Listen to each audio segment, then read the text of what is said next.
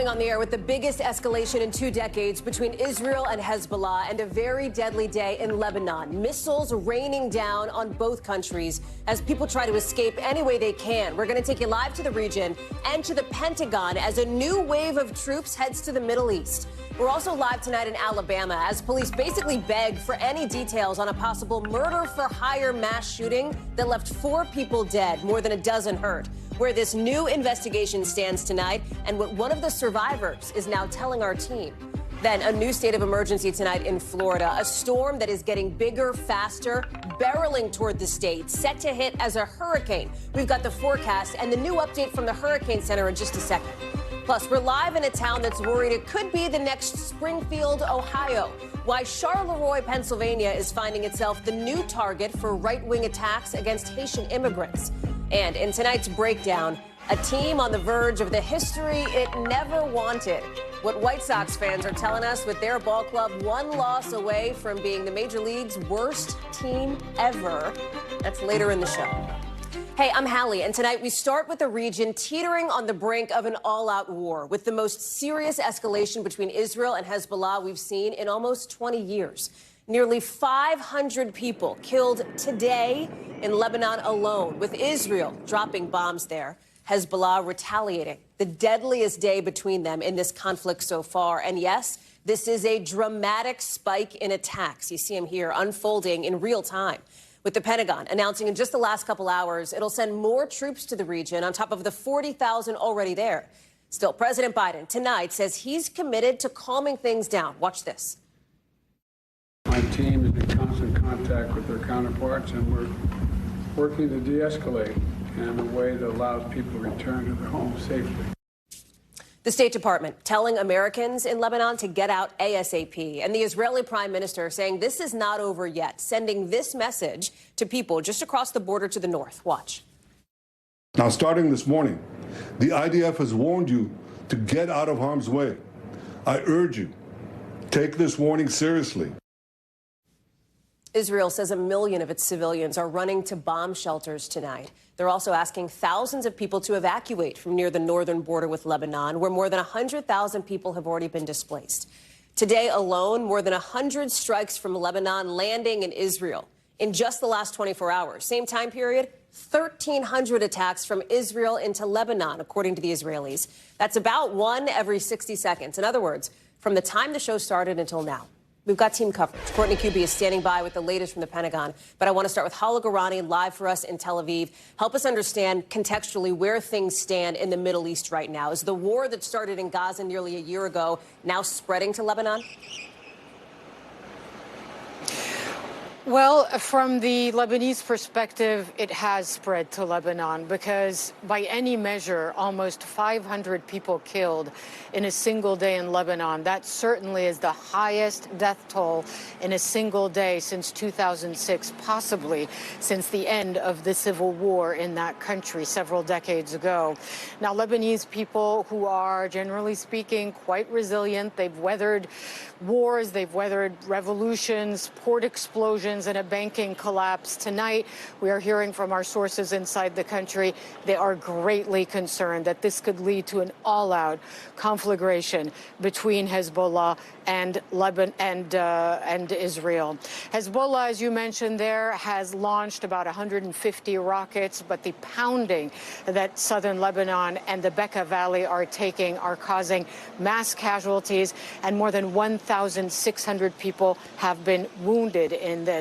Now, we heard from President Biden say that they're in touch with their counterparts in Lebanon and in the region to try to de-escalate things, but the administration has been pushing for a ceasefire in Gaza and pushing for de-escalation around the Lebanon-Israel border now for many months and has been unsuccessful. And Benjamin Netanyahu, in addressing civilians in Lebanon, saying that this fight is not against them, but to get out of the way, is really not reassuring anyone there, because ordinary Lebanese civilians are saying we're told to get out of the way, to not position ourselves close to Hezbollah weaponry, We don't know where that weaponry is. The sites are secret for a reason, and many people are saying they don't feel comfortable being anywhere in southern Lebanon or the Bekaa Valley right now. Hallie. We'll talk through that, the conditions for people there, even as the Israeli prime minister is telling people in Lebanon, and I'm quoting him here, Israel's war is not with you, it's with Hezbollah. Yeah.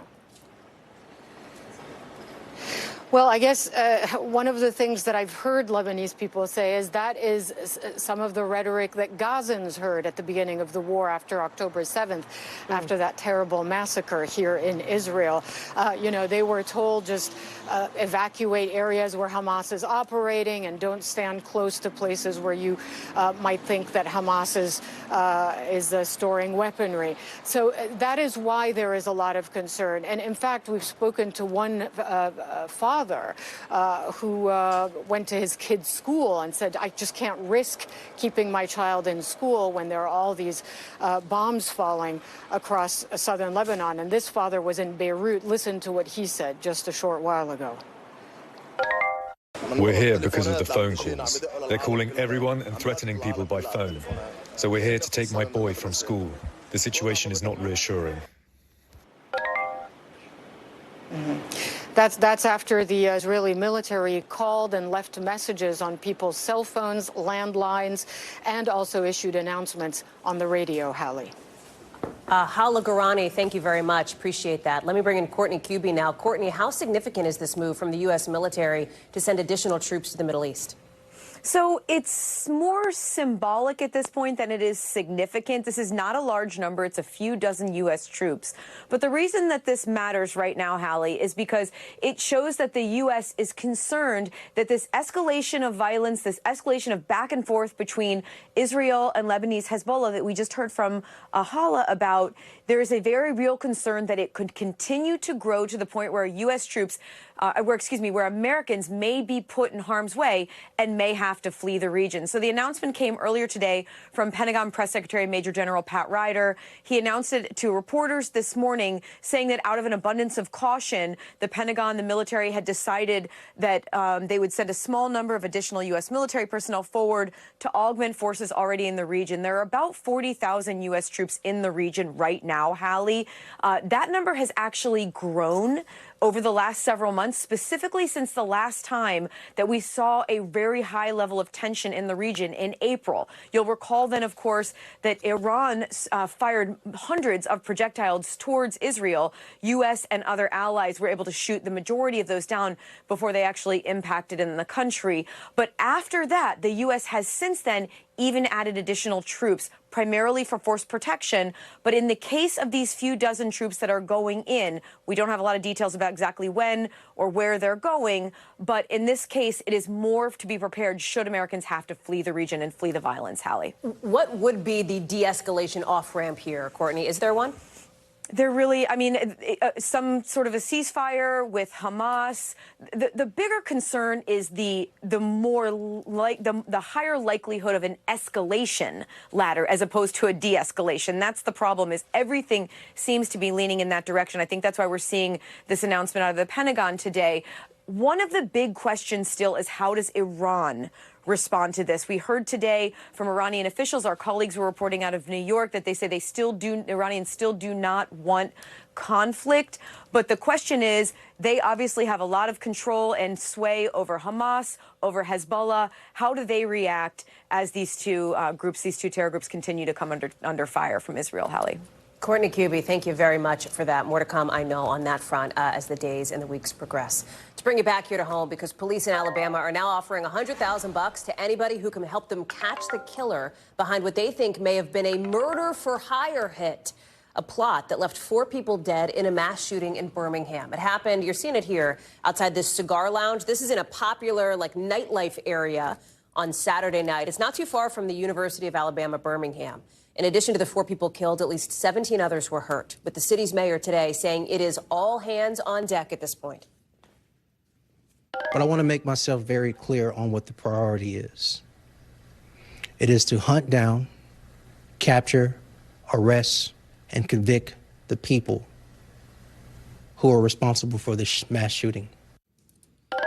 Priya Sridhar is in Birmingham following this one for us. Talk to us about this investigation, because as this manhunt is happening for what police think may be multiple shooters, right, multiple suspects, there's still a lot of questions about the sort of targeted, quote-unquote, nature of this in the first place.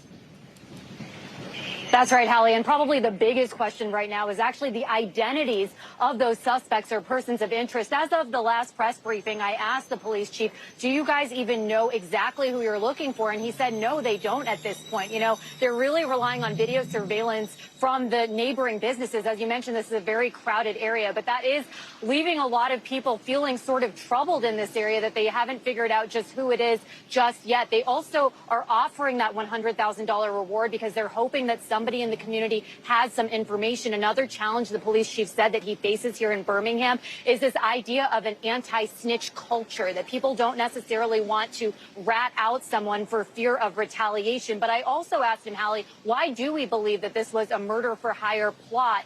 And he said that one of the 4 deceased victims who have been identified at this time, Anitra Holloman, a 21-year-old woman, Taj Booker, a 27-year-old man, Carlos McCain, a 27-year-old man, and Roderick Lynn Patterson, a 26-year-old man. One of those 4 was the intended target, and he believes that's because that person did have a criminal history, and he believes that the suspects were hired to murder that individual, Hallie.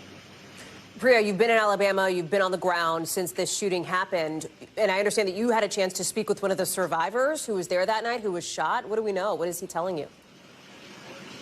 Yeah, I spoke to a 24-year-old man, Hallie, who came to this hookah lounge behind me here with his high school class. They were actually having a reunion. He was standing in line, and he immediately started running when he heard those gunshots. Let's take a listen to what he told me.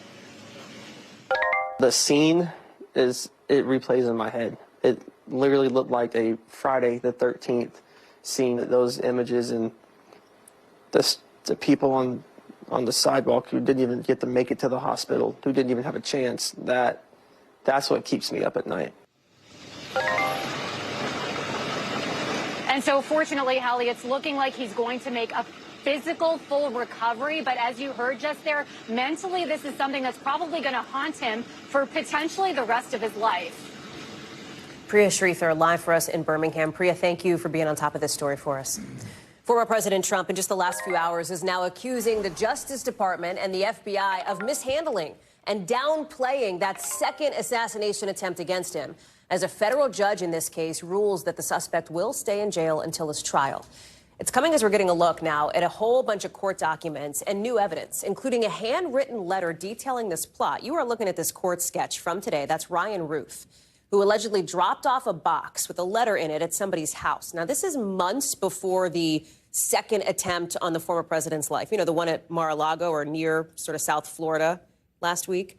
This is the letter. It said, "Dear world, this was an assassination attempt on Donald Trump, but I am so sorry I failed you." You see the handwriting behind. We put it in a graphic in front so you can actually read it, but it was handwritten there.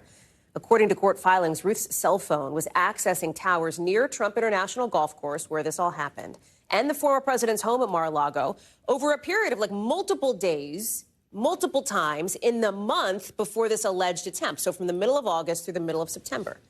Police say he didn't fire any shots at the president earlier this month, but a Secret Service agent guarding the course spotted a rifle pointing out from behind some bushes about a hole ahead of where former President Trump was golfing.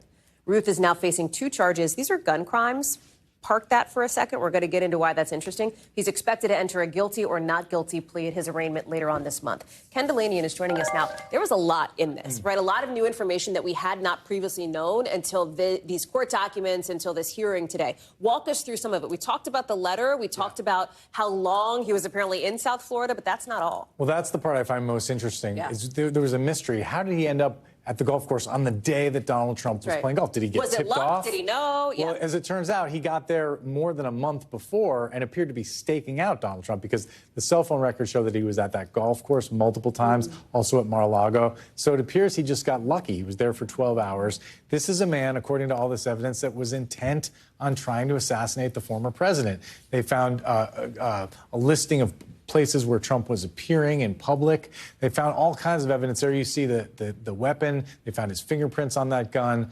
So it appears to be a very strong case. And we're starting to learn about why he was dissatisfied with Mr. Trump. He's just expressed a lot of animosity. He was very pro-Ukraine. He tried to go fight. It feels a lot of foreign policy. He Yes. was really focused in these letters, these writings about the issue of Ukraine and about the former president's positions in the Middle East. Yes, 100%. So he really didn't like Donald Trump's views on things. And he also appears to be deeply disturbed and didn't have, he offered a $150,000 reward and he didn't have a dime to his name, apparently. So a lot of weird stuff going on. I told folks to park the fact that he's facing these 2 gun charges now. Obviously, there's a lot of other things that these court documents lay out. Is it possible that he will face more charges now coming up soon? It's not only possible. The prosecution said in court that the DOJ plans to file a charge of attempting to assassinate a former federal official. And that carries a life term in prison. Now, that's become a political controversy because in the last few hours, the Attorney General of Florida has written a letter to the DOJ saying, wait a second, maybe you shouldn't do that because under that statute, they have to pause cooperating with the state. They don't turn over evidence to the state. And of course, Donald Trump is now criticizing the DOJ. Republicans in Florida are now getting in on that action. But from what I can tell, talking to my sources at DOJ, they're pursuing this vigorously and they intend to throw the book at this person. What would be next here? What would be the next step? Would it be steps towards a trial? Well, we're going to see potentially an indictment or at least some version of this additional charge, much more serious charge of attempted assassination. And then, he'll be held over for a trial. Ken Delaney, and thank you very much for following all those moving pieces to us tonight. So where is former President Trump right now? He's not at home in Florida. He is in Pennsylvania, that key battleground state, as we're just learning that he plans to return to the place where that first assassination attempt happened for a rally in just about 2 weeks, according to 3 sources familiar with his schedule. Yes, he will be back, we understand, in Butler, PA, according to those sources. So this is Mr. Trump in PA in the last couple of hours. It's an event for farmers, thus the tractors. He'll rally there tonight. And just look at the map from this week. He's also going to head to Georgia and Michigan. Vice President Harris will hit Pittsburgh before heading out west to Arizona and Nevada in between her day job duties. All of it as the newest snapshot of this race shows the former president holding on in the Sun Belt post-debate. He's got some leads in Georgia and North Carolina, both inside the margin of error. Arizona just outside of it. That's a state President Biden won in 2020. Dasha Burns is in Indiana, Pennsylvania. Dasha, a lot of dynamics at play here tonight. Former President Trump is leading, according to our newest poll, on the issue of the economy. People see him as better equipped to handle that. That is also a place where the VP has closed the gap and something that we know voters care about a ton. No surprise, right, that former President Trump is in Pennsylvania, that she is going to be heading to Pennsylvania. Give us the reality check here on what you're hearing from folks on the ground and what this campaign looks like in this final 6-week sprint to Election Day. So first, Hallie, you're absolutely right that Vice President Kamala Harris is closing the gap. Our NBC News poll shows that compared to when Biden was running, when it was Trump versus Biden, he was up 22 points on dealing with the economy. Now he's still up, but he's up by 9 points. So she absolutely is narrowing the margins there. And recently, some economists have come out with some concerns about the former president's plans. Essentially, the thrust of it is lower taxes, cut taxes, and then raise tariffs, hike up those tariffs. And some economists, including recently economists from Goldman Sachs, say they're worried that that could actually raise prices for consumers and potentially hurt American jobs. There are also still a lot of questions, Hallie, with some of his proposals, like no tax on tips, no tax on Social Security. So how exactly the former president's administration, if he were to win again, would pay for those things, Hallie? So as we look at what the landscape looks like now, Dasha, as you're there at another Pennsylvania rally, you'll be at, I'm sure, a bunch of them between now and Election Day. There's also some drama in Nebraska with a key state senator there not backing a plan to change the electoral college rules in a way that would help Mr. Trump. And this is, I don't want to get into like my Kornacki vibes here, but the bottom line is that there is this funky kind of rule in both Nebraska and Maine that means they are not winner-take-all states. It looks like for this election, they will stay that way, right? Yeah, so I was just going to say, I'm not going to do a poor man's Kornacki for you. I just will leave that to Steve. You could, though, girl. But, I know you could. But look, give me a big board out here. Listen, Nebraska allocates its electoral votes by congressional district. It's not a winner-take-all.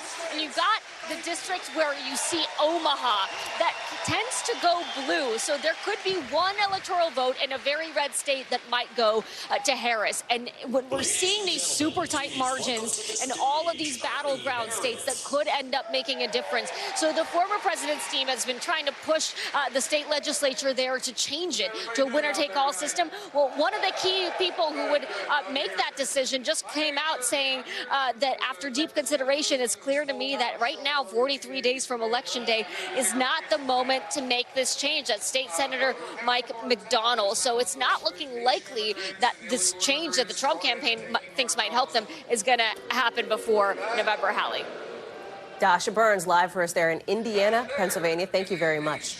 To Florida now, which is under a state of emergency tonight as millions of people get ready for what could be a hurricane. Not just any hurricane, possibly a Cat 3 that could slam part of the Gulf Coast there. You've got the governor. You saw Ron DeSantis making that call just a few hours ago because this storm could get way bigger faster in the next couple days. We're looking at very dangerous storm surge up to 12 feet, possibly flooding. And if it does hit as a Cat 3, that would make it the strongest storm to hit this country this hurricane season. Meteorologist Bill Cairns is joining us now. Okay, top of the hour, we got the National Hurricane Center update. It is not yet a tropical storm, right, Bill? Is it just a matter of time until that happens? Yes, it's in the organizing phase, so it's all about potential right now. Okay. And, you know, it's pretty much almost like if you had, like, a stick of dynamite and then you had, like, a long lead to it and you light it on fire and it takes a while, but then it goes boom. That's what we expect to happen with this hurricane. It's going to kind of linger a little bit for the next 12 hours, and then as we go into tomorrow and then into Wednesday, this thing has a chance to explode over some of the warmest water on the planet. And that's the fear, is that we're going to have this really powerful hurricane, and it's going to hit somewhere. And that's the big question, is now where is it going to go? So let me go back here through some of the maps and going to show you what we're dealing with our forecast models. This is the path from the National Hurricane Center. Obviously, with the new update, they went from a strong Category 2 to a low-end Category 3, and they have that cone of uncertainty roughly just outside of Tampa and including the Panama City area, and then it will go up through Georgia with a lot of wind problems and rain problems there, too. But what a lot of people are concerned with, what communities can potentially have that catastrophic damage when the eye comes on shore. So I want to zoom in here on that cone. Just because Tampa's not in it now, it does not take much of a jog to the east. We learned this lesson with Ian. The forecast for Ian 2 years ago that devastated Fort Myers was kind of similar to this, and then it shifted all the way down to Fort Myers. So again, we have a long time to go, at least 72 hours where we can get shifts out of this, and then we'll see the landfall. As of now, our hurricane models, these are these lines here, are mostly pointing anywhere from Panama City, Apalachicola, Tallahassee, Perry. Nothing is going directly at the west coast of Florida. But it's close enough that you have to stare at this, you have to watch it carefully and plan just in case. This is our American computer model, and this is as we go through Thursday. Thursday's the day that we'll get the bands of rain on the west coast of Florida, storm surge problems with the morning high tide, and then as we go through about this time, 72 hours from now, is when we expect a landfall somewhere possibly in the Big Bend area, and there's going to be huge water issues. Now, that's not a huge population center, so we're not talking about a multi-billion-dollar storm damage, but we are talking about the possibility of those little small communities having a lot of problems and structural damage. So just as a reminder, Category 1 storms do moderate damage. We get some problems with shingles, you get trees that fall down, you get power outages. Once we get up to a Category 2, that's when we start getting extensive damage. That's when we start to having structural damage. And then, of course, once we get up to major hurricane, that's when the houses start falling apart, and that's where communities can be ruined, you know, for months until repairs are made. So, Hallie, this does have a ton of potential to be a devastating storm, one we'll remember for decades, but it also has a chance to hit a very remote, swampy area, which is best case scenario for the amount of damage and the amount of people impacted. But for those small communities and the people that live there, it'll still be horrendous. Yeah, no kidding. Bill Cairns, I know you're going to be watching that very closely in the next 24, 48 hours. Thank you, friend. Some stunning new testimony tonight from the co-founder of OceanGate, who left the company 10 years before that Titan sub implosion. He says we may never know what caused that to happen. Watch this. I don't know what happened. I don't know who made what decision when and based on what information. And honestly, I don't know if any of us will ever know this. Despite all of your team's investigative efforts, I don't know if we'll ever know the answers to all of this. That's Guillermo Sonline, who says they were never supposed to build their own subs, but no other manufacturer could build the kinds of submersibles they needed. This is during, you're seeing this here, days of Coast Guard hearings where former employees said the former CEO cared more about speed and cost than safety. Remember, this sub was on its way to the Titanic wreckage last year when it imploded 2 miles below sea level last year, killing everybody on board, including, of course, the co-founder at the time, Stockton Rush. Tom Costello is joining us now. And this hearing, it is in its last week, we believe. But almost every day, there are these new revelations that really shine a light on the culture at this company, at what it was like before this sub implosion happened, which, of course, captured headlines around the world for days. Yeah. I think you're right. Every day it's kind of just jaw-dropping. Let me give you some numbers, because it's important to understand what these people were trying to do, okay? The Titanic is 12,500 feet deep. 12,500 feet deep. A typical U.S. Ohio-class nuclear sub, we know officially can dive to only 800 feet. Now, we think it really can go to about 1,500 feet, but not 12,500. And that little tiny sub that you see there, I call it a sub, it really wasn't a sub, that's submersible, which is about the size of a minivan, they claimed could go all the way to the depth of the Titanic, 12,500 feet. When a nuclear sub can only go maybe 1,500 feet, it just made no sense. And so, again, today, we heard from engineers who said there simply wasn't the engineering expertise to qualify that thing to go so deep. Take a listen to what he said.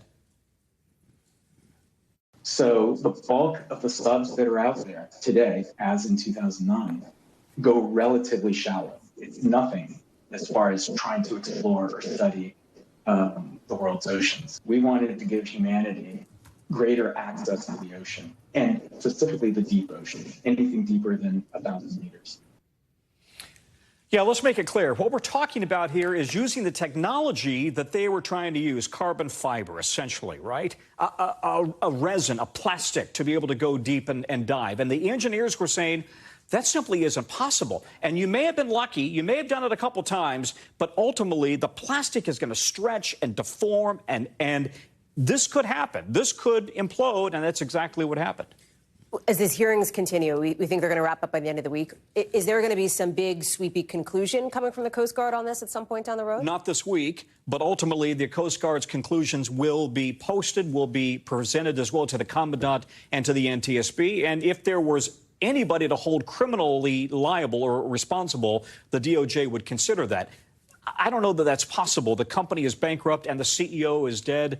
I'm not sure that that's possible. But the bottom line is most of the engineers who are credible engineers with decades of experience have said, I wouldn't have gotten in that thing, and it had no business trying to go down to the Titanic. It's just terrifying on so many levels. Tom Costello, thank you very much for staying on top of this one. Appreciate it. We've got a lot more to get to here on the show, including the new push to stop deepfake nudes targeting teenagers. We're going to tell you how San Francisco is fighting back. And a death row inmate set to be executed tomorrow in Missouri, even as his lawyers insist he's actually innocent. We're getting into it right after the break.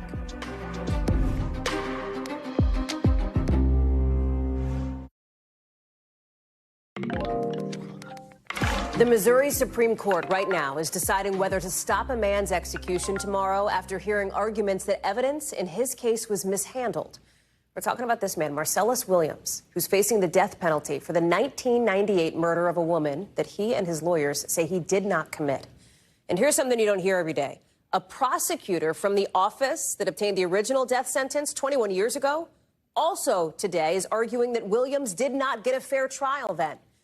Got a note here. There is an appeal in with the Supreme Court, the U.S. Supreme Court, the highest court in the land, to try to stop the execution last minute. We reached out to Williams' attorneys, and we've heard back. They tell us, in part, we hope that the court, the Supreme Court, will stay Mr. Williams' execution based on this new evidence of racial bias and the other serious doubts about the integrity of Mr. Williams' conviction. We have reached out to the victim's family as well. Her husband declined to comment. Yasmin Vasugian is joining us now. And Yasmin, listen, some of these last-minute moves can be common in these kinds of death penalty cases, but there have been a lot of twists and turns in this one in particular in just the last couple of weeks. Walk us through it. You're right, Hal. Incredibly common. It happens all the time. By the way, we're just over 24 hours away from when he is actually set to be executed, 6 p.m.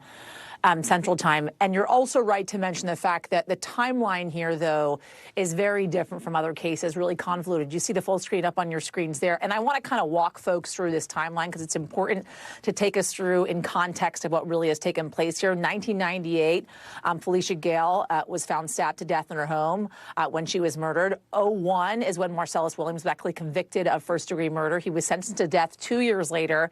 In 2016, right, that is when the kind of this more full-throated DNA testing came into effect, showing that Williams was not the source of the male DNA that was found on the murder weapon. Now, this is important to keep in mind when I talk to you about the arguments that were made orally today in front of the Missouri Supreme Court. In 2017, hours before he was set to be executed, hours before, which is where we are now, by the way, he received a stay of execution from then-Governor Eric Greitens. In 2023, Governor Mike Parson dissolves the board without a report or recommendation from the board, and Williams files for a civil suit against Governor Parsons. And then in June of 2024, Missouri Supreme Court dismissed civil lawsuits, scheduling the execution for September 24th, which is how we are today. Let me talk you quickly through the arguments that are being made orally today in front of the Missouri Supreme Court. So two main things here. One, that the jury selection process back when he was facing trial and in fact convicted was racially biased. And what I mean by that is one of the prosecuting attorneys admitting to striking one of the jurors from the jury pool because they, quote unquote, looked like Mr. Williams. There was only one black man in that jury when, in fact, he was found guilty. The other was the murder weapon. And this is what is key when I talked about in the timeline. The murder weapon was touched by not only the investigators, but the prosecuting attorneys multiple times, admitting to touching it without gloves on. So DNA experts and analysts have said it is almost impossible to identify the DNA on the murder weapon, hence the reason why they cannot find the DNA of the alleged murderer here, and why they're making the argument as to why his sentence should be now commuted.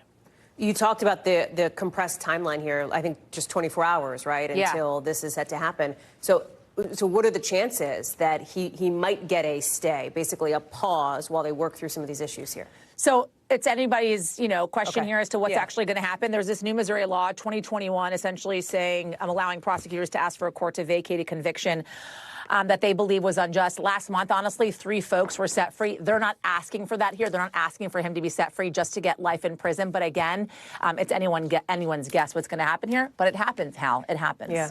Yasmin Vasugian, thank you very much. I know we'll be getting more updates on that one in the days to come. Appreciate it.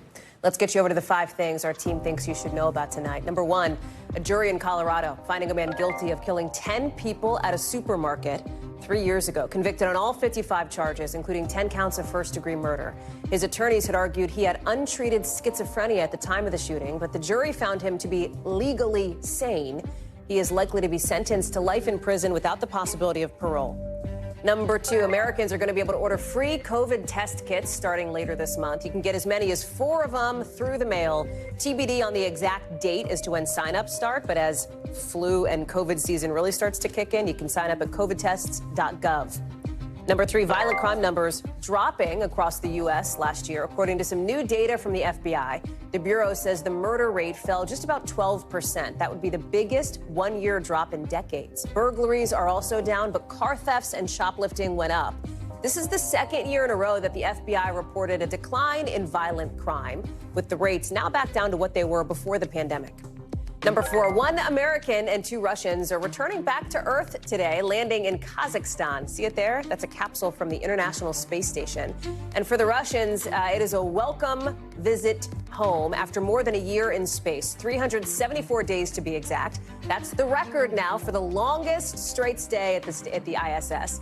The American had been there only 6 months, to use a relative term. Number 5, Olivia Rodrigo is making ticket prices lower for her show in the Philippines next month. She's selling tickets for just one standard price, around $27 US. She is Filipina American. Her team telling NBC News they kept prices lower than usual so more people could go. For comparison, same week, tickets in Singapore up to $239, just to give you a sense.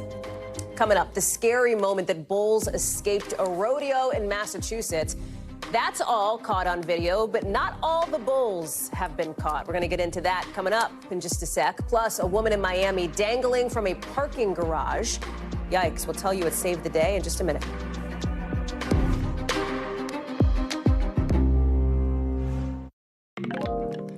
NBC News covers hundreds of stories every day, and because it can be tough to read or watch or listen to them all, our bureau teams have done it for you. This is what they tell us is going down in their regions in a segment we call The Local. Out of our Western Bureau, California's AG says the state will sue ExxonMobil, saying they're deceiving the public about recycling. The suit claims people were more likely to buy single-use plastics because ExxonMobil promised they'd be recycled, knowing a lot of it wouldn't. It's not clear how much the state wants in damages. ExxonMobil is the leading producer of materials that make this kind of plastic. They tell us California is known for decades its recycling system was ineffective and is now just blaming others. Out of our Southern Bureau, dramatic rescue in Miami today. Look at this, a crash. This woman's car left dangling from the side of a parking garage there. They think she accidentally hit the gas, which sent her over that concrete barrier and held up basically just by a tree. That's the only thing that stopped her from going over. Officials say they're going to have to use a crane to get the car down, but fortunately, fire officials say the woman is okay. Out of our Northeast Bureau, take a look. 24 hours ago, this. Sometimes the rodeo comes to town, but this time they just wanted to leave. Those 8 bulls escaping from a rodeo. 7 of them have been captured. 1 has not. Officials say if you see it, just don't go near it. Apparently the animals, look at them. They're running through traffic there. They eventually went into the woods. Good luck, bull. That's it. Told you on this show before about so-called deep fake porn websites using AI to basically fake undress somebody, essentially, make naked pictures without their consent. This is technology that's even been used against young people, minors, but so far it's been tough to crack down on. NBC's Savannah Sellers spoke with one city attorney in San Francisco who's taken the fight to the sites themselves.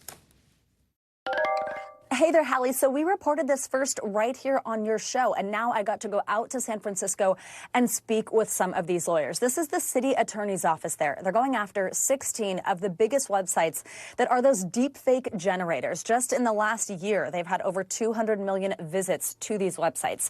Now, a deep fake, as your audience might know, is where a real picture of someone, so a picture with a real face, is put through one of these websites and then essentially undressed. So then there's this fake naked body that's realistic looking right under somebody's real face. Of course, that can completely turn someone's life upside down.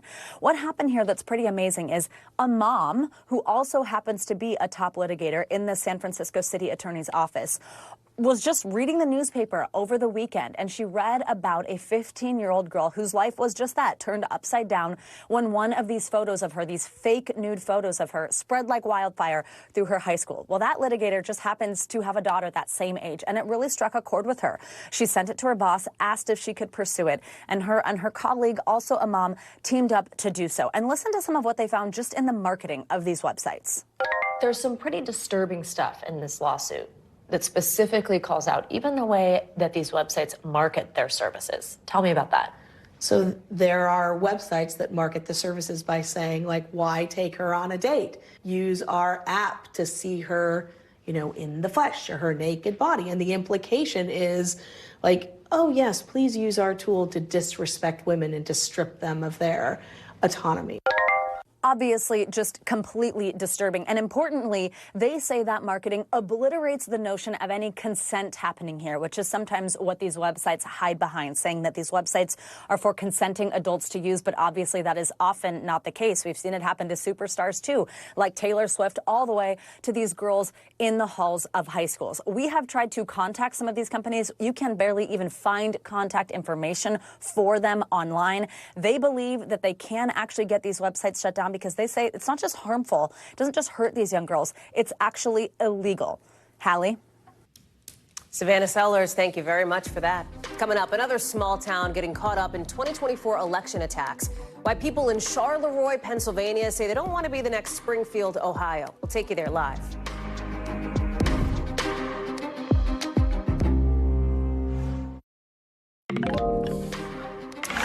A Pennsylvania town tonight is worried it could become the next target of right-wing lies against Haitian immigrants who legally live there. We're talking about Charleroi, Pennsylvania, population 4,200, a town that has caught the former president's attention. Watch. The schools are scrambling to hire translators for the influx of students who don't speak not a word of English. costing local taxpayers hundreds of thousands of dollars, and the town is virtually bankrupt. Now, some local officials, like a Republican state senator who backs former President Trump, say people are being maligned and threatened and completely misunderstood for just trying to do their best to raise their families. Yamiche Alcindor is in Charleroi, Pennsylvania. Yamiche, you were one of the first folks to Springfield, Ohio, when that story really hit the national consciousness there. Talk to us about what you're hearing from people in the community about this moment in time in this particular political climate. Well, good afternoon. It's really what I'm hearing is an echo of what I heard from Haitian immigrants in Springfield, Ohio, and that is that they came here to have a better life. They came here legally, and they also feel like they're helping revitalize the community. So take a listen to this man named Pierre Richard Montplaisir. He's someone who's working at the meat processing facility and as an interpreter in the school system. Take a listen to what he said about Charleroi and the impact that immigrants are having here. When I came here like 4 years ago, so the town was a ghost town. It was a place like an empty place. We got a group of people that are working and paying tax. So I think it's not a negative impact. I think we do a positive impact in the town. And I can tell you, local Republicans here tell me that they see Haitian immigrants as an asset. I was talking to one GOP county chair who told me that Haitians have a good reputation for working hard and being church-going people, so he's happy that they're here. Hallie? What about any sort of strain on resources from the people who have moved in? That was an issue that I know you reported on, came up in Springfield. Is that reflected in Charleroi? They are having some resource issues here. Ed Zelich, who is the superintendent of schools, told me that they did have to get more funding from the state, but they feel like they are in a good position. Take a listen to what he told me. We continue to learn each and every day, but we're embracing that opportunity. We're not struggling. Are there more things we would like to have? Absolutely. But I think any school district wouldn't be able to say that. And Hallie, he told me, the superintendent, that diversity is their superpower and that he wants people to come here, he invites people to come here to see that this is not chaotic, that this is normal, and that they are educating children, including the vast majority of non-native English speakers right now are in kindergarten and first grade, Hallie. Talk about the political backdrop, of course, to all of this, specifically on this issue of immigration. We know that that is something that is so important to so many people in not just Pennsylvania, but around the country.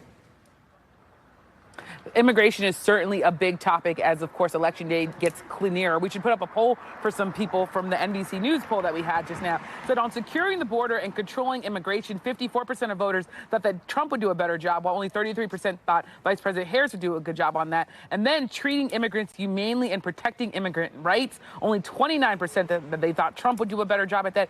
57% said Vice President Harris would do a better job at that. I also want to just note that there are a lot of Haitian immigrants and immigrants writ large, as well as voters of color, who are looking at what's going on with the GOP, including specifically former President Trump attacking Haitians and saying that they're going to motivate and really use their political power to send a message, with a lot of them telling me that in places like Florida, maybe even Ohio, and places like Pennsylvania, the votes of Haitian immigrants, the votes of other Haitian immigrants, as well as the votes of just Democrats who are going to be fired up about this, that could also impact this race. Hallie? Yamiche Alcindor live for us there in Charleroi, PA. Thank you. To tonight's original now with in-depth reporting on a topic we've been watching. And tonight we're learning that an abortion rights political action committee in Florida just raised about $8 million to support a high-profile ballot initiative that would loosen restrictions on abortion access in that state. All of it a sign of just how intense the fight is getting. The state government is now cracking down on what they say is fraud around signatures on this ballot initiative, knocking on doors of some people who signed it. The abortion rights camp calling that investigation voter intimidation. Here's NBC's Marissa Parra. A battle is brewing over signatures on Florida's abortion ballot petition, while Florida's Republican leadership questions some of the signatures' validity. Anyone that is trying to commit fraud in this process absolutely should be held accountable.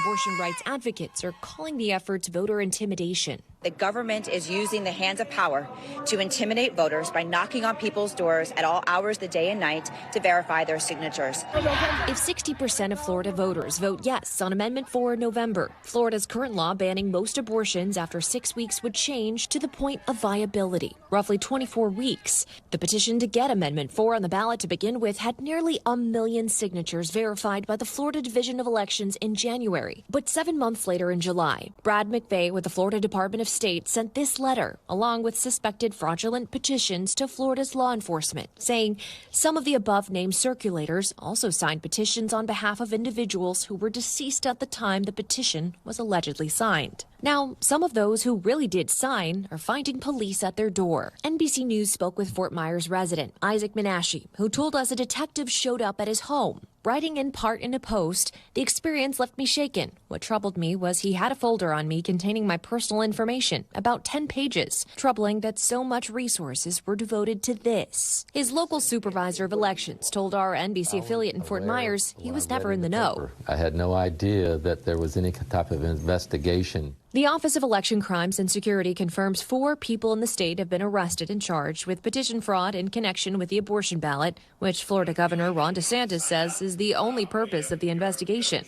Anyone who submitted a petition accurately that's a valid voter is totally within their rights to do it. What they're investigating is fraudulent petitions. And the petition investigation is not the only form of state resources currently facing criticism around the issue of abortion. Florida's healthcare administration has been publishing videos like this one. A woman can go to jail for having an abortion, which Amendment 4 advocates like Florida's Democratic Party chair are calling taxpayer-funded anti-abortion propaganda. The state government is using every tactic in order to intimidate voters, whether it was the petition gatherers, petition signatures, or now misinformation, propaganda, and illegal usage of state resources and state taxes to take that amendment down. DeSantis says the state agency PSAs are providing, quote, accurate information. Now, Florida Representatives Maxwell Frost and Debbie Wasserman Schultz have asked the Department of Justice in a letter to investigate, quote, the Florida government's recent abuses related to Amendment 4,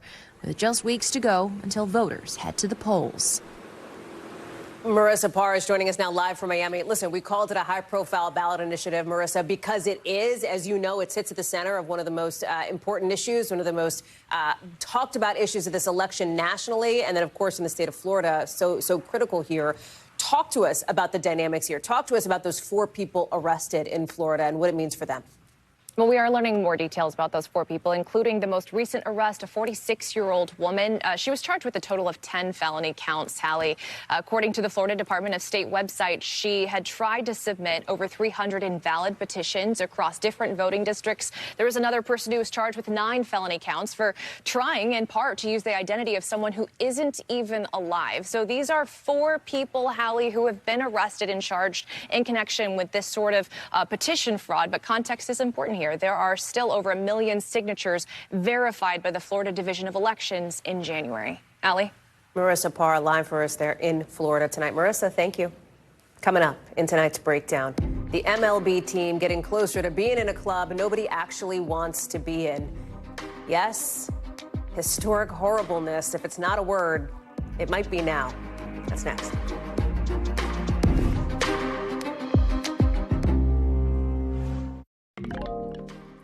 The Chicago White Sox tonight are knocking on the door of baseball immortality. It's just not the kind they were hoping for. That's because the team is now 1 loss away from becoming the worst Major League Baseball club ever, which may mean, after a century on the south side of Chicago, a search for a new home and a new beginning. For now, however, the modern-day Bad News Bears are doing what they can to give their fans, well, something. Anything. Literally, just one thing. Maggie Vespa has our breakdown. It's a lively crowd on a Friday night in Chicago. 26,000 strong, here to root on the White Sox. The big question we have, why? We still show up, but we gotta do better because this is horrible. It's rough. It's It's rough. Emotional damage, if you will. We're kind of numb to the pain at this point. We're asking because the team isn't exactly a fun watch right now. They fired their manager months ago. They've scored the fewest runs and given up the most. Dead last in home runs. It's a recipe for 120 losses. That's tied for the most in the modern era with the 1962 New York Mets. And with just 6 games until the 2024 season is mercifully over, standing alone with that worst record is looking all too likely. But the stakes are bigger for White Sox fans. Reports earlier this year that the team's owner, Jerry Reinsdorf, wanted $1 billion in public funding from the city and state to build a new stadium raised eyebrows because Guaranteed Rate Field isn't even old enough to run for president yet. Local politicians say they're skeptical. We've seen other teams be able to support their own stadiums privately. Studies show publicly funded stadiums have little to no tangible economic impacts on their hosts, and public subsidies are often larger than the benefits. No one really believes it's going to happen because there's no appetite for public funding, especially not for Jerry Reinsdorf, especially not for the White Sox. One place that has been open to public funding, Tennessee, with billions going to the Titans for their stadium. MLB has said it's not ready for expansion yet, but the city is reportedly on the short list, which may be why the White Sox owner met with Nashville's mayor in December, though the nature of those discussions were not disclosed. Since then, Reinsdorf reportedly said he would contribute some money for a stadium and pushed back on speculation he wants to move the team. The White Sox did not respond to our request for comment, but it still made some fans nervous. Hopefully they stay in the city and the rumors of them leaving are false. For the youngest fans, it's not all about the losses. Is it a good season for the Sox? It is. For me. Hope for fans of the future, even if today's team is the worst ever. Maggie Vespa, NBC News. Hope springs eternal for the next generation. Our thanks to Maggie Vespa in Chicago for that reporting, and you know we're going to stay on top of it. That does it for us for this hour. I am on assignment in the field tomorrow, but you're going to be in good hands right here with Tom Costello. He's got an interview with the CDC director, Dr. Mandy Cohen. I'll see you right back here on Wednesday night. For now, we've got more coverage picking up right now.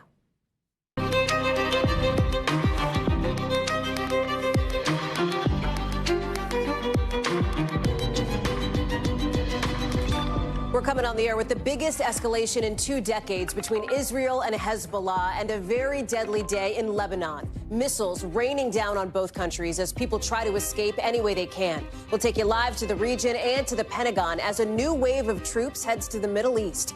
We're also live tonight with a new state of emergency in Florida, a storm that is getting bigger, faster, barreling toward the state, set to hit as a powerful hurricane, maybe the most powerful one of the season so far. Our team has the forecast. Then, why a top official for the company behind the Titan sub says we may never know how that deadly implosion happened. The new testimony from the company's co-founder. Plus, a last-second push to save a man's life in Missouri. Why a person who helped put him on death row now says he did not get a fair trial. And the new fight against so-called deepfake porn. How a lawyer in the country's big tech hub of San Francisco is fighting this new form of harassment later on in the show. Hey there, I'm Hallie, and tonight we start with the region teetering on the brink of an all-out war with the most serious escalation between Israel and Hezbollah we've seen in nearly 20 years. Nearly 500 people killed today alone in Lebanon, with Israel dropping bombs there, Hezbollah retaliating. The deadliest day between them in this conflict so far. And yes, it is a dramatic spike in attacks unfolding in real time. You see it there. With the Pentagon announcing in just the last couple hours it'll send more troops to the region on top of the 40,000 already there. Still, President Biden tonight says he is committed to calming things down. Listen to this.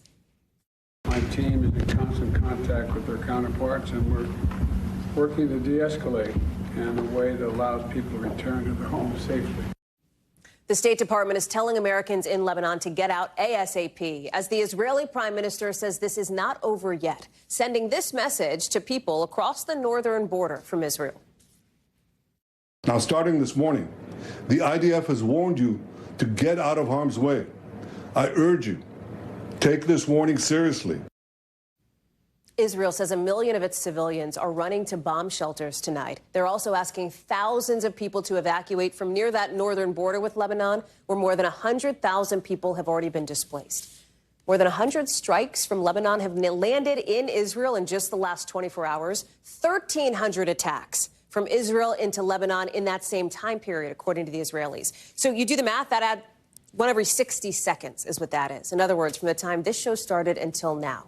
We've got team coverage tonight. Courtney Kuby standing by with the latest from the Pentagon. But I want to start with Matt Bradley, who is live for us in Beirut tonight. It is late where you are, Matt, just past 1 a.m. In just a couple of hours, there is the possibility, of course, of more deadly strikes. What else do we know, if anything, about what comes next here?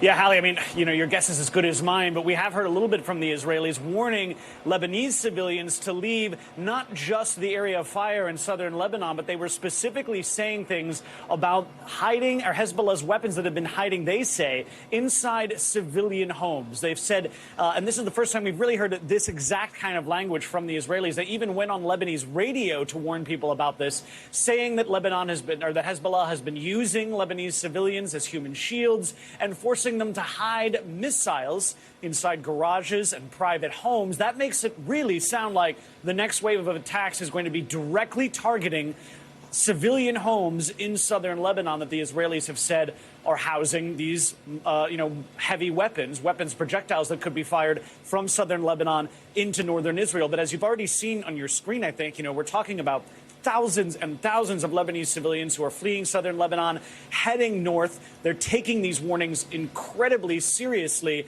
And the big risk here is whenever you talk to Lebanese people, they always talk about 2006, nearly 20 years ago, when Israel launched a month-long attack on Lebanon and laid waste to southern Lebanon, caused a massive, displacement crisis here in this country, and killed well more than 1,000, mostly Lebanese civilians, and there was a ground incursion. It is the ground incursion and the possibility of that, Israeli soldiers crossing over into Lebanon and attacking by foot, that is so worrisome to so many folks here. And the focus of that attack wouldn't necessarily just be in southern Lebanon. It could also be here in Beirut, in the Dahia region or the area, which is on the southern suburb of Beirut. That's where we saw a coordinated strike just today that killed some top Hezbollah officials.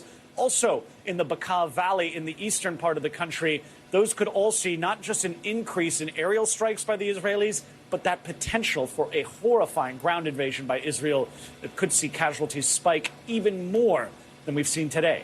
Hallie? At this point, Matt, we know that one of the big priorities of Israel has been to take out as many Hezbollah leaders as possible, the infrastructure of Hezbollah. What does that infrastructure look like right now?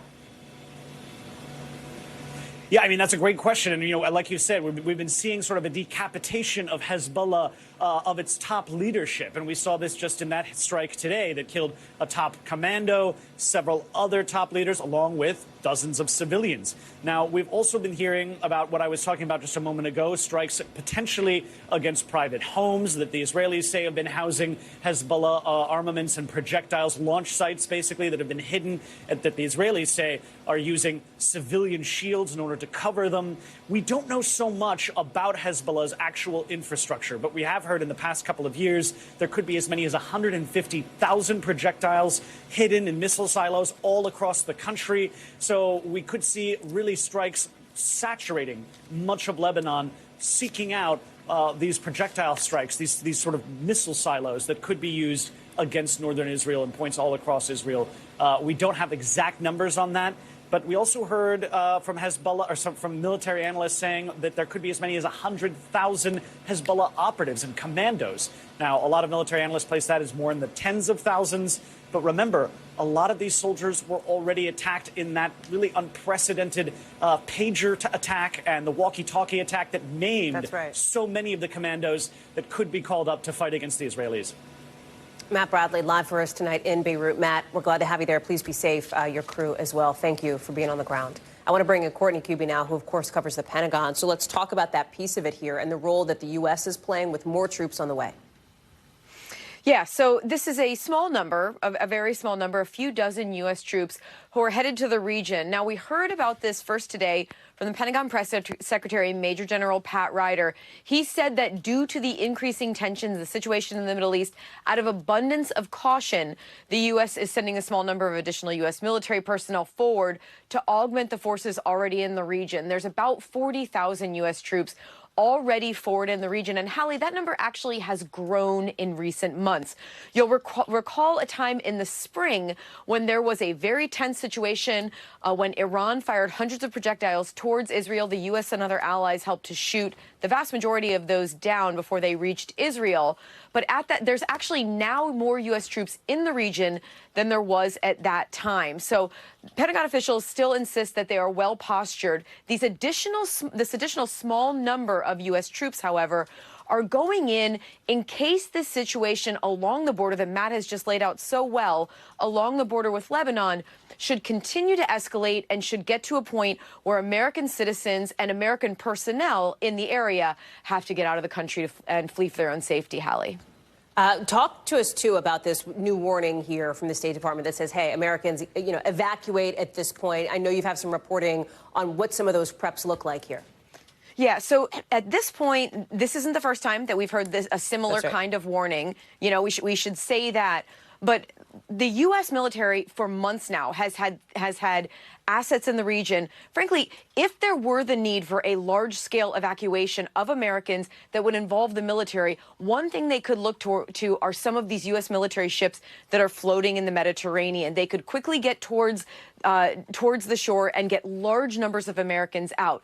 Generally, in a situation, the first thing that the U.S. would look towards would be charter aircraft, flying people out, as long as the airport is still operating and still safe. These additional forces, however, though, again, it's a small number, a few dozen, they would go in to help facilitate. So things like opening up land routes to get people to the shore, getting people safely to an airport, helping to maintain an operational airport should it get to that point. Now, I have to say, Hallie, none of this is in the cards immediately, but this is the U.S. military planning should any of that come to pass. Courtney Kubley, thank you very much for being all over it. Appreciate it.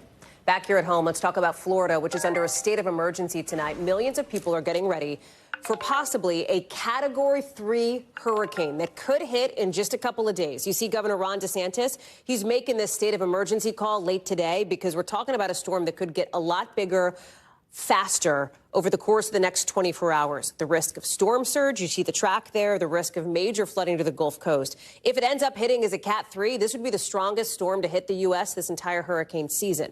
Meteorologist Bill Cairns has the forecast here. It is not a tropical storm yet, but it feels like at this point that's only a matter of time, right? Yeah, the storm's organizing, and then it's all about potential once it gets into the Gulf. Wednesday is really the big day when we think this thing could take off and begin to rapidly intensify. So here's where we're located. So you can see where Key West is here, and this is Havana, this is Cuba. This red X shows you kind of roughly where the Hurricane Center aircraft this afternoon flew around in here and found kind of a broad center. Wasn't organized enough yet to call it a straight tropical storm, but it has winds that are just as strong as one almost. As we go throughout the night tonight into tomorrow, eventually we do think it will become tropical storm Hallie. Then, by the time we get to Wednesday, up to a hurricane. So it's really that once it clears the Yucatan and Cuba and heads northwards, this is when that rapid intensification is. There's something called the loop current, very warm water right underneath this track. That's where it could explode. And so that's why we're saying we expect 3 days from right now a major hurricane to be making landfall in Florida. So the question is, who's going to get it? Who's going to get the devastation from a major hurricane? The cone of uncertainty goes all the way from Pensacola, or almost Pensacola, Panama City area, the Big Bend in Florida, that's this area here, and then almost just down to the Tampa. So I'm not eliminating Tampa and the west coast of Florida yet. I know you're not in the cone, but it does not take much of a shift to get back in that cone, especially when we have 72 hours to go. All of our computer models are within the cone here from Panama City to roughly about Cedar Key. So there's actually a lot of excellent agreement. There's really not a lot of mystery right now as far as where the storm is going. We'll have to figure out how strong it's going to be when it gets there. Our American computer model, our main one, we call the GFS, is up here into the Big Bend. And then the one that is typically the most accurate, the European, does the exact same thing. And they're both about the same landfall time, about this time 3 days from now, right around the dinner hour on Thursday. So with that said, we're going to get bad storm surge, even if the storm is up in the Big Bend, where it's kind of a swampy area. We're still going to have storm surge issues all on the west coast of Florida, Thursday morning especially. Then, of course, we get the inland wind impacts. You know, a major hurricane doesn't just devastate the coast, it devastates inland. And then we get the rainfall problems as we go throughout Thursday night, all day Friday, even in the mountains of the southern Appalachians, heading through areas of South Carolina, North Carolina, and Georgia. So as you'd expect, Hallie, with a major hurricane, you're going to have multiple problems. The thing we'll pinpoint in the days ahead is who has to deal with the eye, who has to deal with the extreme possible catastrophic devastation, and where that occurs. Bill Cairns, plenty to watch for you over the course of the next day. We'll see how those models go. Thank you so much. Let's talk about politics now, because former President Trump in just the last few hours is accusing the Justice Department and the FBI of mishandling and downplaying his second assassination attempt against him. As a federal judge in the case rules the suspect's going to stay in jail until his trial. We're talking about these court documents we're seeing that show new evidence, including a handwritten letter detailing this apparent plot. Ryan Ruth, so this is the letter. And you can see the handwriting on back. We've pulled this graphic up so you can actually see what it says. Dear World is the first line. It then goes on to say, this was an assassination attempt. You can see in the second line, it says, on Donald Trump, but I am so sorry I failed you. According to court filings, Ruth's phone was accessing cell towers right near Trump International Golf Course, right? The course where this happened, and near the former president's home at Mar-a-Lago. Over like weeks, right? Multiple days, multiple times from mid-August to mid-September. That's when police say that Ruth, while he didn't fire any shots at the president, was seen with a rifle pointing out from behind some bushes. It was spotted by a Secret Service agent who was on the golf course ahead of former President Trump. Ruth is facing a couple of charges of gun crimes. Park that into your head. We're going to come back to this here. He's expected to enter a guilty or not guilty plea at his arraignment later this month. Jesse Kirsch is joining us now from down in West Palm Beach, Florida, down in South Florida. Okay. Lots of new evidence has come out. There's been new information revealed today that is interesting and gives us a sense of what this person was up to before just about a week ago when this whole thing sort of erupted into the headlines here. Talk us through it. Yeah, and Hallie, I want to start with what you just ended on with the charges, right? On the books, on paper, Ryan Ruth so far is just facing those 2 weapons charges. But for the first time, as blunt as we've heard them today, prosecutors in court saying flatly they plan to charge Ryan Ruth and present evidence to a grand jury accusing him of attempting to assassinate former President Donald Trump. Previously, he had been a suspect charged in connection with the incident, which was being investigated as an apparent assassination attempt. So effectively, officials have been dancing around the language. And of course, that's how the criminal justice process plays out, right? We've covered many a case, and we know that these things go step by step. They take time. But prosecutors today, not mincing words, accusing him of trying to kill the former president. In fact, going so far as to say that was the only reason he was in South Florida in recent weeks. That was one of the most stark things we heard in court today. I noticed Ryan Ruth, who, by the way, was shackled at the wrists, at the waist, at the ankles throughout the entire hearing today, which went on for almost 3 hours.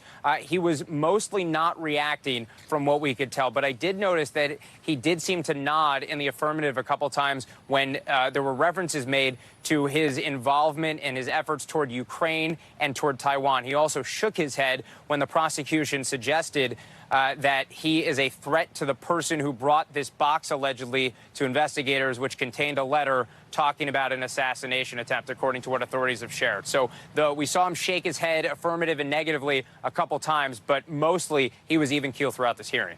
Any other notables in court today, Jesse? I know you were in the room as this was all happening. As you say, a pretty marathon proceeding.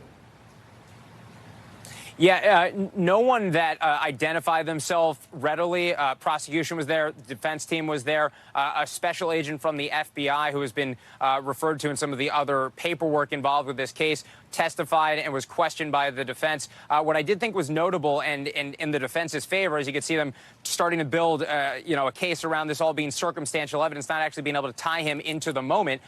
The special agent acknowledged on the stand that there is no surveillance video that he is aware of showing Ruth holding the rifle at the scene. And I think that is notable because as the prosecution presented its evidence and made its arguments today, there was no mention of this Secret Service agent seeing Ruth pointing the gun. And if you look at the court paperwork, it says they saw Ruth's face and then a gun barrel, not Ruth pointing a gun barrel. Hallie? Jesse Kirsch, live for us there in West Palm Beach. Lots to follow, Jesse. Thank you. So where is former President Trump now? He is not in Florida. He is in battleground Pennsylvania, as we're just learning that he plans to return to the place where that first assassination attempt against him happened. Butler, Pennsylvania. He will apparently be there for a rally in a couple of weeks, according to 3 sources familiar with the schedule. You were looking at some video that we're just getting in just the last half hour. He's at this grocery store. This is like one of those unscheduled stops that candidates will sometimes make. They kind of pop in. People are there. You see the former president speaking. He's taking questions. We're going to get into that in just a second. It's not the only place. It's not the only stop he's making. You see where he's going to be here. Not just Pennsylvania, but also Georgia and Michigan. That's as Vice President Harris is going to also hit Pennsylvania, along with Arizona and Nevada out west. We're getting the newest snapshot of this race because, you know, we can talk about national polls. That's not how the Electoral College works, right? Let's talk about the battlegrounds. And you can see that in some of those battlegrounds, it is former President Trump holding leads in both Georgia and North Carolina, both inside the margin of error. In Arizona, it's just outside it. That's the state President Biden won in 2020. I want to bring in Garrett Haake, who is live for us in Indiana, Pennsylvania. What's interesting here, Garrett, as we look at the story that Jesse Kirsch just did, as we look at the story that you're doing tonight and some of the new reporting that you have, is the common thread of these assassination attempts against former President Trump. Not only that he's going to return to the site of his first assassination attempt, as you and the team are reporting, according to sources, but also that he continues to make these unscheduled stops after that second assassination attempt against him, places where he is obviously in a more public setting, like he's out popping into a grocery store in PA. Talk us through some of the security dynamics here and what he's hoping to show by going back to Butler. Well, Hallie, on these unscheduled stops, I can tell you that there is nothing sort of light or breezy about the security dynamics of them. I was at one of them in New York City last week. We have colleagues who are on the ground at this grocery store stop where the entire block is closed off. Anybody who's getting within probably 50 yards of Donald Trump, perhaps more than that, has been fully screened and vetted by the Secret Service. They are taking no chances with his security. Basically anywhere he goes right now, it is very much top of mind for his campaign. As for the return to Butler, this is something Donald Trump has long teased, and in a lot of ways it makes a lot of sense, not just because it's in a very important part of a very important state for him, but also because really from the moment he kind of popped up off the ground with his fists in the air after being shot at in Butler and through the Republican convention, that moment was an emotional high point for this campaign. Never was the Republican Party more Trump united theory, around Garrett. him. Never did it seem more like I'm sorry. Yeah, that's exactly right. I've long preached this idea that this might have been peak Trump, the sort of moment when he was most welcomed in American homes, most sort of emotionally connecting with voters, and most had the Republican Party behind him. If the Trump campaign can recapture some of that feeling on a date that is exactly 1 month until Election Day concludes the voting process, they'll take that as a win. So I expect that to be kind of a centerpiece of the final push for the Trump campaign here as we approach the end of this race. There's been another story that has dogged the Trump campaign over the course of the last few days, and that is what is happening in another critical battleground state, North Carolina, with the Republican candidate for governor there embroiled in these controversial, scandalous allegations, as reported by CNN. Referred to himself as a black Nazi, a perv on this porn site message board. Let me play to you, just in the last couple of minutes, the former president's running mate, J.D. Vance, had to say about this. Listen to this. Now, look, I've seen some of the statements. I haven't seen them all. Some of them are pretty gross, to put it mildly. Mark Robinson says that those statements are false, that he didn't actually speak them. So I think it's up to Mark Robinson to make his case to the people of North Carolina that those weren't his statements, and I'm going to let him make that case. That is not, Garrett, an unendorsement, of course, of Mark Robinson from the Trump-Vance campaign. How much of a sense are you getting of any level of concern about what the race and what the dynamic looks like in North Carolina now over the course of the next 6 weeks? Well, I think there are a couple things that are all true here simultaneously, Hallie. Number one is that Mark Robinson was a drag on the Republican ticket before these comments came to light. He was polling far behind Donald Trump in the state already. So I think some of this was already baked in the sense that Donald Trump didn't want to be as closely associated with him now as he had in the past. Robinson did not appear with Trump at a weekend rally in North Carolina. I think there's also a challenge for Trump and Vance here to be, as best they can, politically and intellectually consistent, sort of not quote unquote canceling people based on media reports, as they've had extensive experience with on their own. They don't want to throw Robinson under the bus entirely, even as they try to create some distance between him and their campaign. And finally, I'll just say, as has been pointed out, there is some very recent history here of Donald Trump vastly outperforming Republican candidates for governor in North Carolina. He won the state in 2016 and in 2020, even as Democrats won the governorship. So he is sort of less likely to get dragged down by a failing gubernatorial candidate than others might. But it depends on how far Mike Robinson falls. It could create a real problem for him. Garrett Haig live for us there at that rally in Indiana, Pennsylvania. Garrett, thank you. Let's take you down to Alabama, where police are offering $100,000 to anybody who can help them catch the killer, or killers, plural, behind what they think may have been a murder-for-hire plot, one that left 4 people dead in a mass shooting in Birmingham. You're looking at the Hush Lounge. This is like a hookah, cigar lounge. It's in this popular nightclub area in Birmingham, not too far from the University of Alabama, Birmingham. In addition to the 4 people killed, at least 17 others were hurt, with the city's mayor today saying it is now all hands on deck. I want to make myself very clear on what the priority is. It is to hunt down, capture, arrest, and convict the people who are responsible for this mass shooting. Priya Sridhar is in Birmingham following this one for us. Plural, right? I mean, there is the potential. Police believe that there's more than one shooter. There's more than one motive here. Have they made any progress over the course of the last 36 hours or so?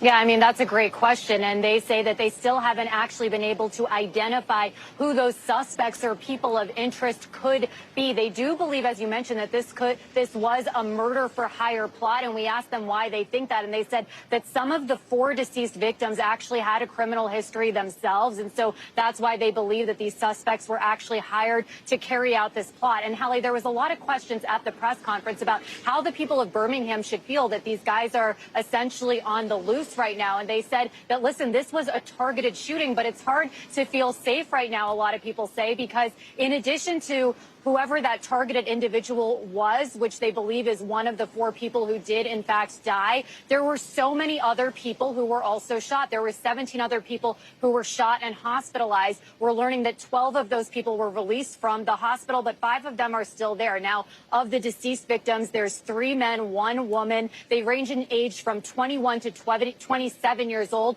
But right now, the real reason that the police are offering that $100,000 reward is because they believe that someone in the Birmingham area knows who's responsible for this mass shooting. And they say that sometimes in Birmingham, there's an anti-snitch culture where people are afraid of retaliation if they go to the police and try to give information. And that's why they're trying to offer any incentive they can for people to anonymously, if they want to, help them hunt down these suspects, Hallie.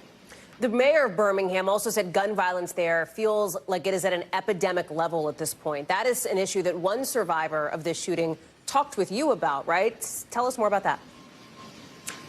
Yeah, absolutely, Hallie. Well, the police chief even told me that homicides here are up almost 25% compared to last year. And so in many ways, people here in Birmingham are used to hearing about mass shootings. So in some ways, they're not surprised to hear that yet another mass shooting occurred. Yet it can be somewhat surprising to be on the receiving end as a victim. So let's take a listen to what that victim I spoke to had to say. You see it kind of often, especially in Birmingham. This area is not that bad of an area. You know, it's lively on the weekends. There's police presence. They're patrolling. I've been in areas before where you hear gunshots. You know, you run to safety, you leave, and it's okay. And Hallie, I also want to mention that authorities believe that a conversion device was used with the weapon, one of the weapons that was fired, that basically converted it into an automatic rifle. They were able to recover about 100 shell casings on the sidewalk here. And there were actually federal agents and law enforcement officials from the sheriff's department that were out here today still picking up shell casings almost 2 days later, if you can believe it, Hallie. Priya Sridhar, live for us in Birmingham. Obviously, still a very active investigation. Thank you very much. Coming up, we've got to get to some breaking news that is just coming into us on that Missouri execution we told you about. We're just learning that the governor is now allowing it to move forward. We'll tell you what else we've just found out right after the break.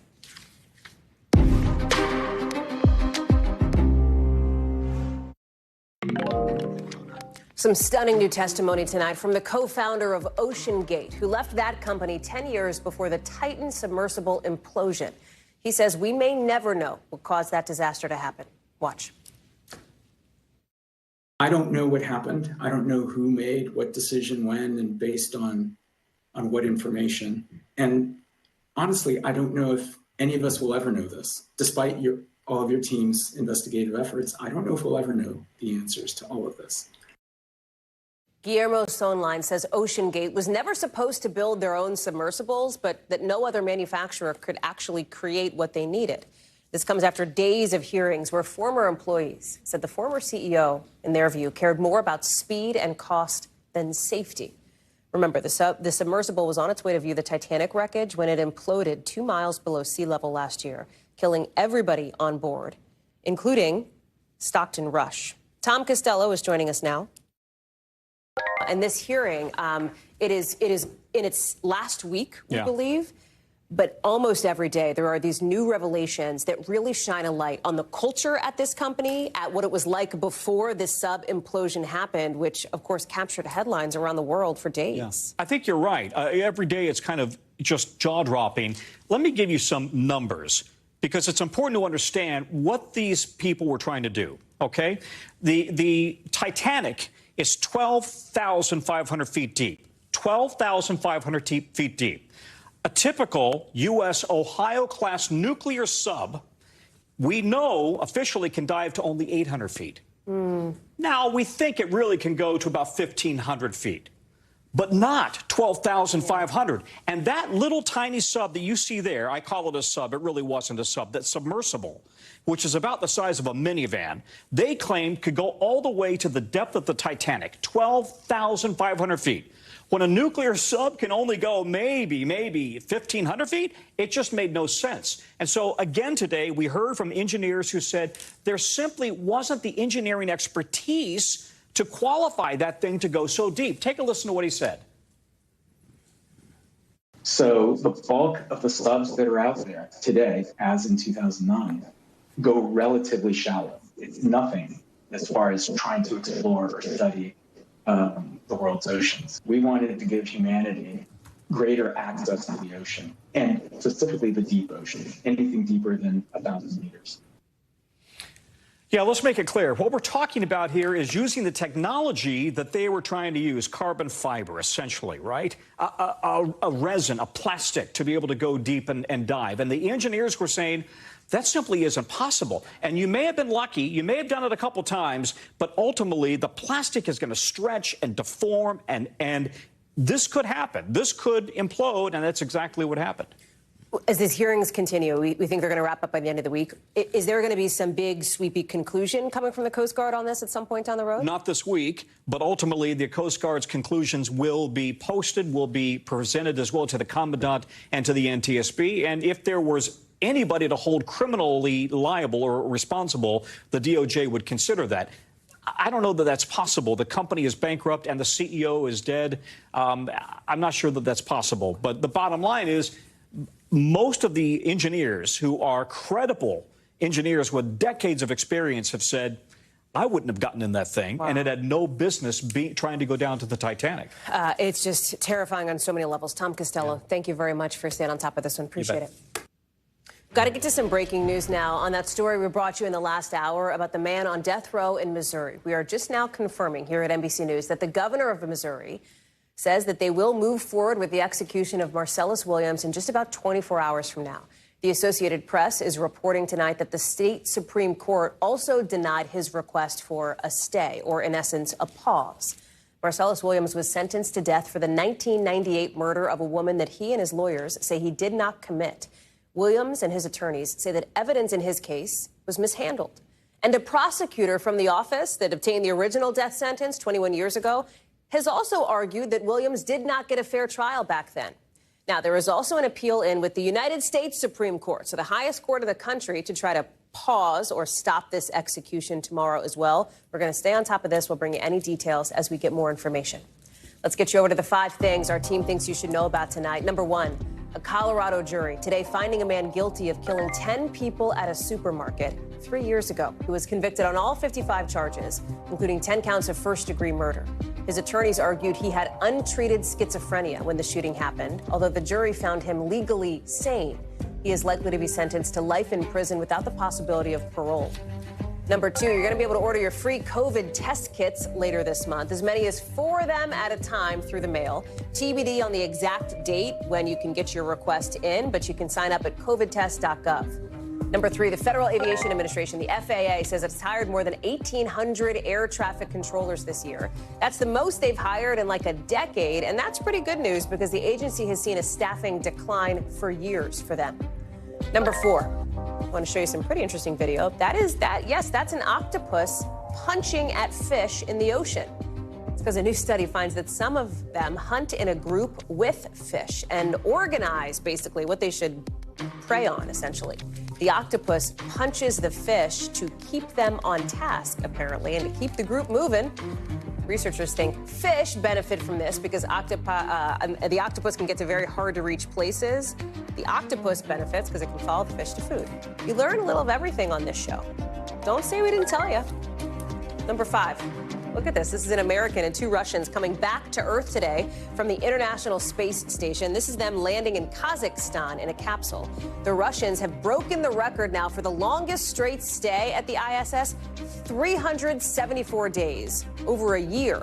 The American was there for only relatively 6 months. It's still a long time.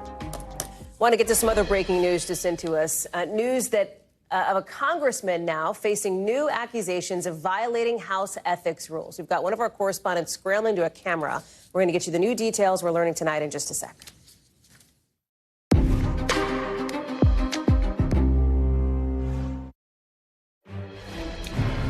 We're learning tonight that a New York congressman is now facing accusations of violating House ethics rules. We're talking about New York's Anthony D'Esposito. This is all according to the New York Times. A Republican allegedly gave part-time jobs to a woman he'd had an affair with, according to 4 people familiar with the relationship talking with the Times.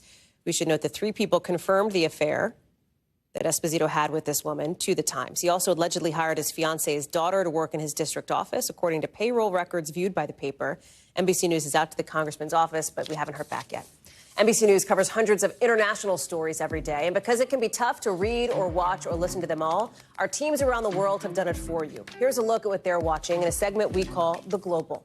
Out of Japan, at least 7 people are dead, 2 others still missing after rain broke records there, just a ton of it, something like 5 inches an hour in some spots, according to local media. Look at the damage. The military had to go out for rescue missions. It's all happening in an area still recovering from a huge earthquake at the beginning of the year.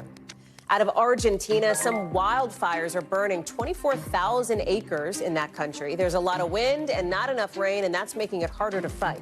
People in northern Argentina really want more support from the government. They are demanding a state of emergency. No word yet on how many people have been killed or hurt. And out of the Vatican, Pope Francis taking a sick day today after having mild flu symptoms, apparently. All of his appointments canceled. I've told you about similar illnesses the Pope has had several times in the past year. All of this is happening just days before his scheduled trip across Europe later on this week. We've talked about on this show so-called deep fake porn, websites using AI to show naked pictures of people without their consent, naked made-up pictures, we should say, virtually. It's even been used against minors. But so far, it's been hard to crack down on. NBC's Savannah Sellers spoke with one city attorney in San Francisco who's taken the fight to the websites themselves. Hey there, Hallie. So we reported this first right here on your show, and now I got to go out to San Francisco and speak with some of these lawyers. This is the city attorney's office there. They're going after 16 of the biggest websites that are those deep fake generators. Just in the last year, they've had over 200 million visits to these websites. Now, a deep fake, as your audience might know, is where a real picture of someone, so a picture with a real face, is put through one of these websites and then essentially undressed. So then there's this fake naked body that's realistic looking right under somebody's real face. Of course, that can completely turn someone's life upside down. What happened here that's pretty amazing is a mom who also happens to be a top litigator in the San Francisco City Attorney's Office was just reading the newspaper over the weekend, and she read about a 15-year-old girl whose life was just that, turned upside down when one of these photos of her, these fake nude photos of her, spread like wildfire through her high school. Well, that litigator just happens to have a daughter that same age, and it really struck a chord with her. She sent it to her boss, asked if she could pursue it, and her colleague, also a mom, teamed up to do so. And listen to some of what they found just in the marketing of these websites. There's some pretty disturbing stuff in this lawsuit that specifically calls out even the way that these websites market their services. Tell me about that. So there are websites that market the services by saying, like, why take her on a date? Use our app to see her, you know, in the flesh or her naked body. And the implication is like, oh, yes, please use our tool to disrespect women and to strip them of their autonomy. Obviously, just completely disturbing. And importantly, they say that marketing obliterates the notion of any consent happening here, which is sometimes what these websites hide behind, saying that these websites are for consenting adults to use. But obviously, that is often not the case. We've seen it happen to superstars, too, like Taylor Swift, all the way to these girls in the halls of high schools. We have tried to contact some of these companies. You can barely even find contact information for them online. They believe that they can actually get these websites shut down because they say it's not just harmful. It doesn't just hurt these young girls. It's actually illegal. Hallie? Savannah Sellers, thank you very much for that. Coming up, another small town getting caught up in 2024 election attacks. Why people in Charleroi, Pennsylvania say they don't want to be the next Springfield, Ohio. We'll take you there live.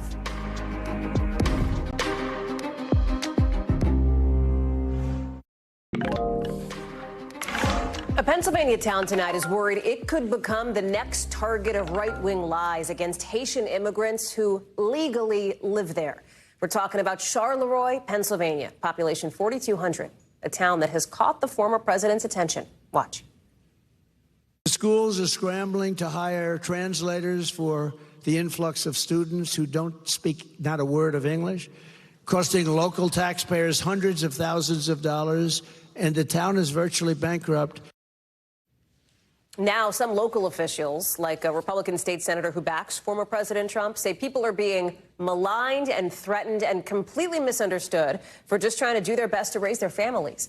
Yamiche Alcindor is in Charleroi, Pennsylvania. Yamiche, you were one of the first folks to Springfield, Ohio, when that story really hit the national consciousness there. Talk to us about what you're hearing from people in the community about this moment in time in this particular political climate. Well, good afternoon. It's really what I'm hearing is an echo of what I heard from Haitian immigrants in Springfield, Ohio. And that is that they came here to have a better life. They came here legally. And they also feel like they're helping revitalize the community. So take a listen to this man named Pierre Richard Montplaisir. He's someone who's working at the meat processing facility and as an interpreter in the school system. Take a listen to what he said about Charleroi and the impact that immigrants are having here.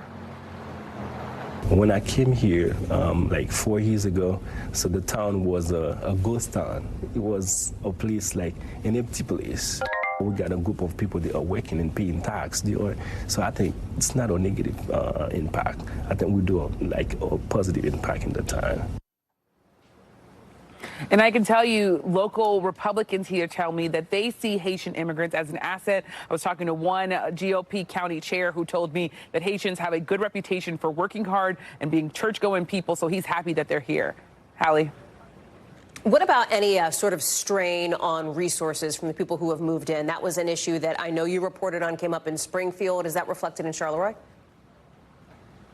They are having some resource issues here. Ed Zelich, who is the superintendent of schools, told me that they did have to get more funding from the state, but they feel like they are in a good position. Take a listen to what he told me.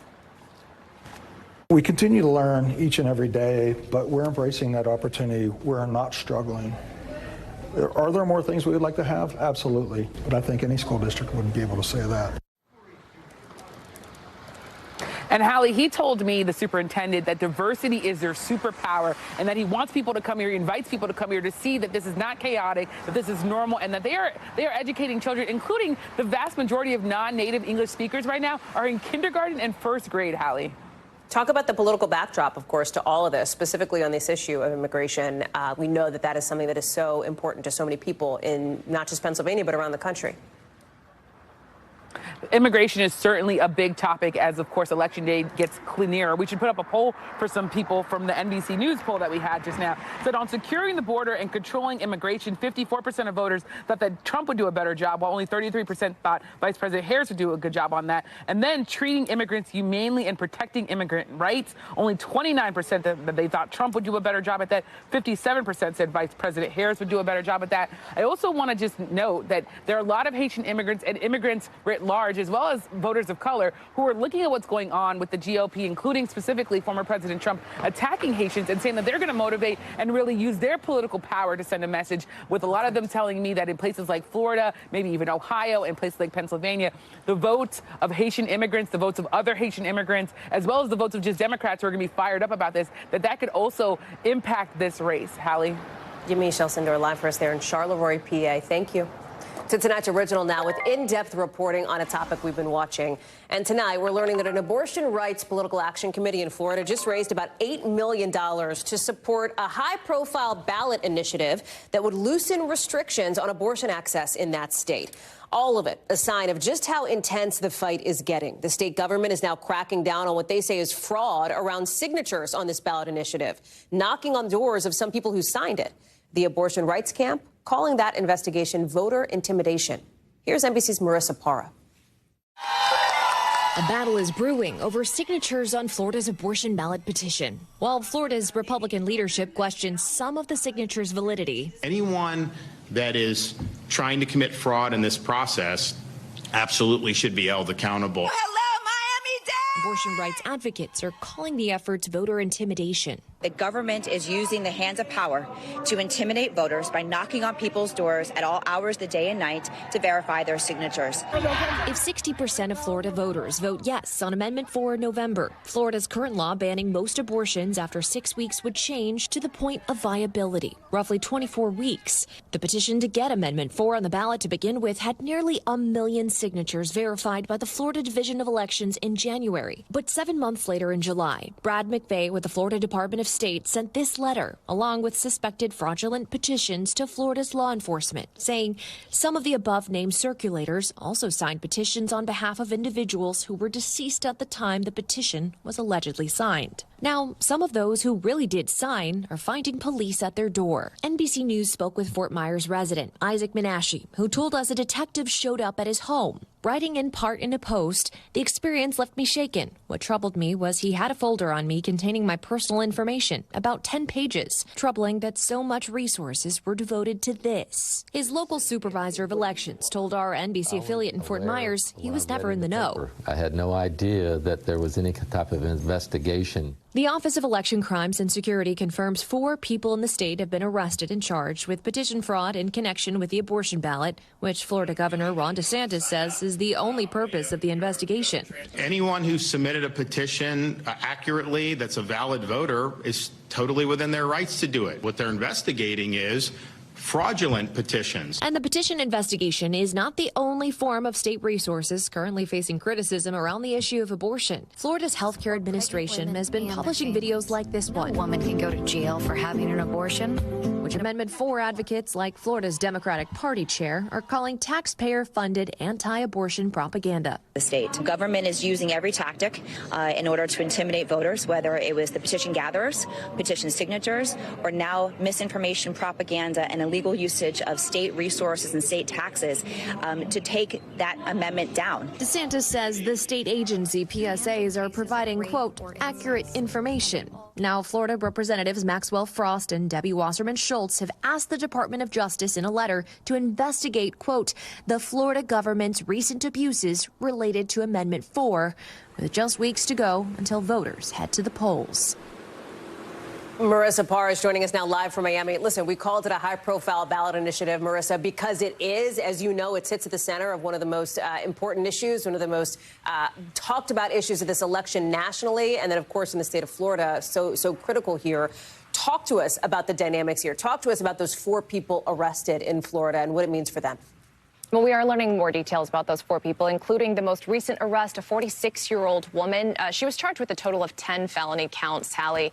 According to the Florida Department of State website, she had tried to submit over 300 invalid petitions across different voting districts. There was another person who was charged with 9 felony counts for trying, in part, to use the identity of someone who isn't even alive. So these are 4 people, Hallie, who have been arrested and charged in connection with this sort of petition fraud. But context is important here. There are still over 1 million signatures verified by the Florida Division of Elections in January. Allie?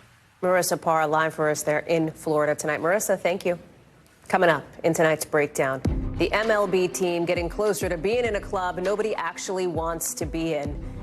Yes, historic horribleness. If it's not a word, it might be now. That's next.